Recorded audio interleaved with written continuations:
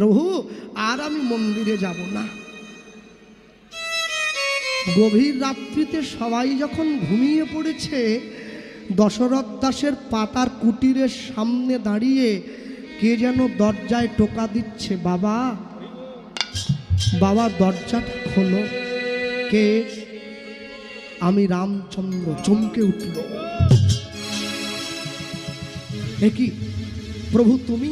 ছুটে গিয়ে দরজাটা খুলে দিয়েছে, দেখছে রামচন্দ্র দাঁড়িয়ে আছে দরজার বাইরে। কি বাবা, তুমি এলে আমার কাছে? প্রভু তুমি এসেছ? তুমি আজ আমার মন্দিরে যাওনি কেন? রাম জিজ্ঞাসা করছে। প্রভু তুমি ভুল বুঝো না, আমি তো অশিক্ষিত মূর্খ, আমি জানি না কেমন করে তোমায় ডাকতে হয়। মনের আবেগে কদিন ছুটে গিয়েছিলাম। রামচন্দ্র